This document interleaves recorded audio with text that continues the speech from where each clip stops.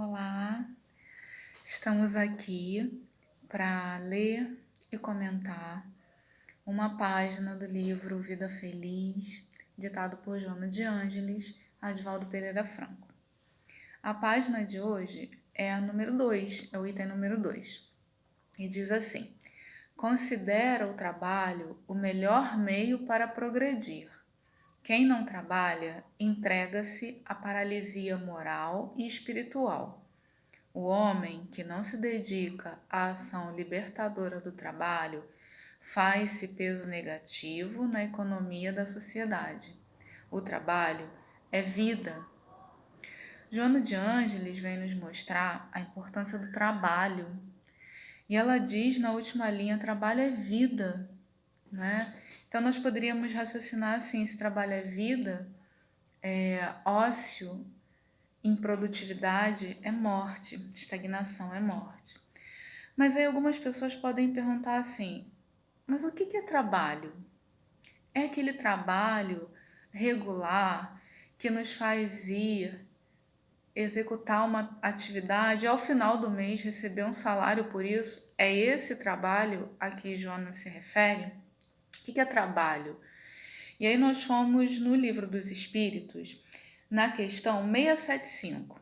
Kardec perguntou assim aos espíritos: por trabalho só se devem entender as ocupações materiais? Aí os espíritos responderam: não.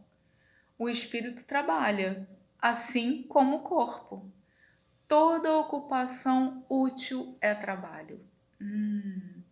Então não é só essa ocupação material que nos faz ir executar uma tarefa e ser remunerados por isso. Toda ocupação útil é trabalho.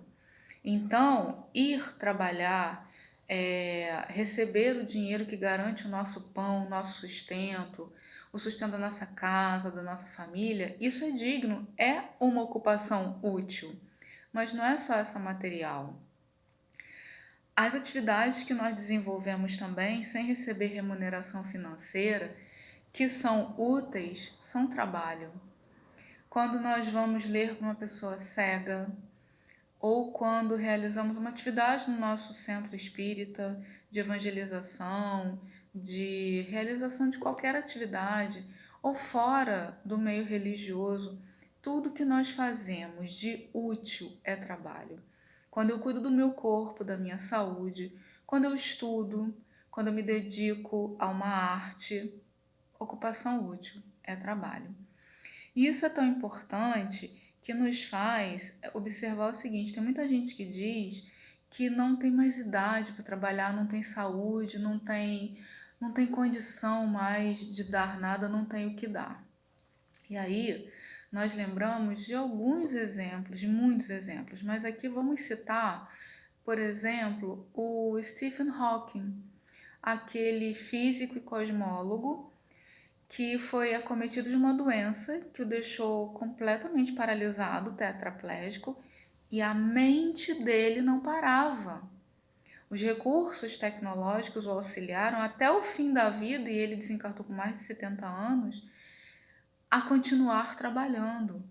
Então eram recursos tecnológicos, ele com a boca e um objeto, ele conseguia ir no teclado, depois a coisa foi ficando mais difícil, mas ele estava sempre trabalhando, a mente não parava.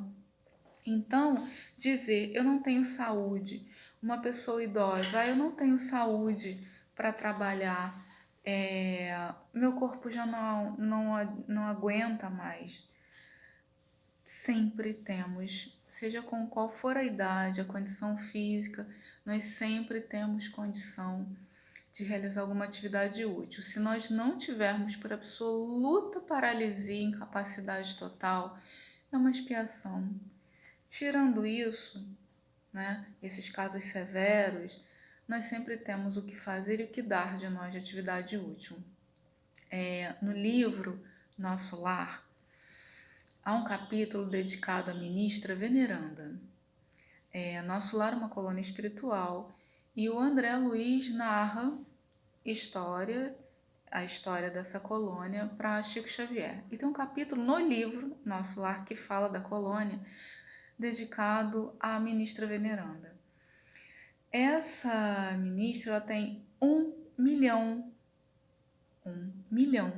de horas de trabalho útil, sem interromper, sem reclamar e sem esmorecer. Ela está na colônia, nosso lar, há mais de 200 anos trabalhando sem parar. Ela e o governador da colônia são os únicos dois que já viram Jesus em esferas superiores, mas ela não se gaba disso, ela simplesmente fecha, ela não conta a história.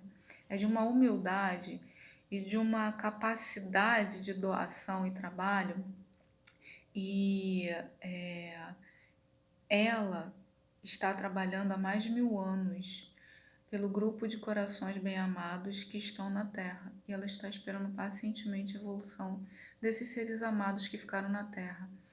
Ela está intimamente num nível, né, evolutivo muito grande, mas ela se mantém nessa colônia por espírito de trabalho. Ela não para de trabalhar, trabalha com boa vontade. Então, quem trabalha com Jesus e para Jesus, trabalha para o Evangelho, para a sua implantação, seja no plano espiritual, seja no plano material, trabalha com alegria e com um senso de gratidão muito grande.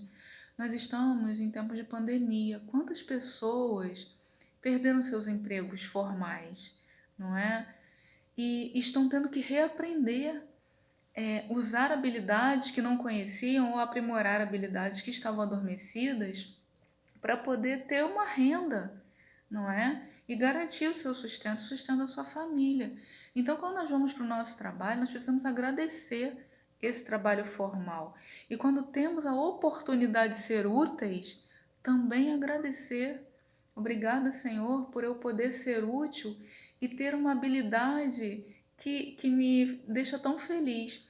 E são tantas habilidades no livro Caminho, Verdade e Vida, no item 138, Emmanuel dá um conselho, fala assim: vive contente no setor de trabalho confiado às tuas mãos ou à tua inteligência e serve sem pretensões.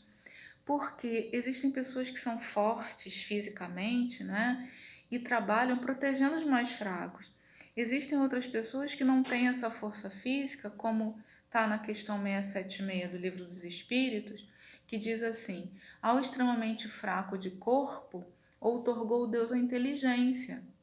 Então, cada um com a sua habilidade, cada um no seu campo de trabalho. Então, Emmanuel fala: vive contente no setor de trabalho confiado às tuas mãos.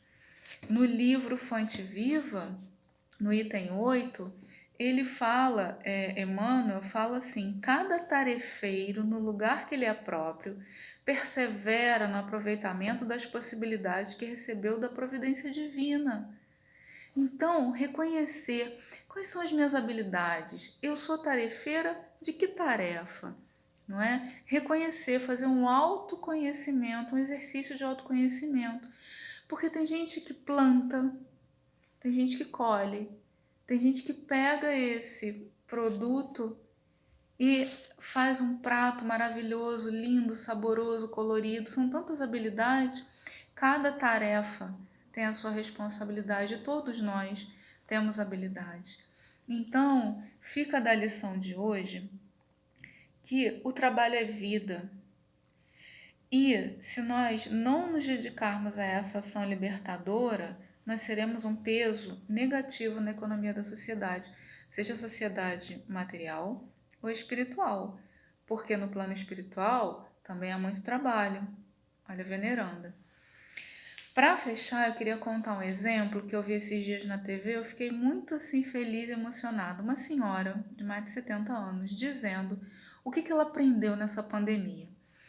Ela está dizendo que desde muito menina ela faz tricô. Só que a sobrinha, que também faz tricô, falou para ela de uma técnica nova que ela desconhecia, que dá para fazer objetos, bonecos, bichinhos. Ela ficou tão encantada com aquilo que ela pediu ajuda à sobrinha. A sobrinha ensinou mesmo à distância. Ela conseguiu, a senhora, fazer. E ela estava toda feliz mostrando, olha, esse aqui é o meu primeiro ursinho que ficou pronto e eu vou vender. Já tem um comprador. Então a alegria dela, me parece que nem era tanto pelo valor financeiro que ela ia ganhar com aquele ursinho, mas a alegria de ter realizado e ver materializado ali o produto do trabalho dela. Então, que nós possamos aprender com a história dessa senhora o quanto é importante trabalhar. Todos nós temos habilidades. Então, vamos botar essa nossa habilidade para fora, aflorar, agradecer a Deus pelas oportunidades de trabalho e fazer do trabalho essa oportunidade libertadora. Não vamos nos paralisar, não. Vamos aproveitar e trabalhar. Como está no Evangelho de João, disse Jesus: Meu Pai trabalha até hoje e eu trabalho. Então, os nobres, os espíritos nobres sabem o valor do trabalho. Então, vamos nos inspirar neles e trabalhar. Trabalhar com alegria e com dedicação. Até logo.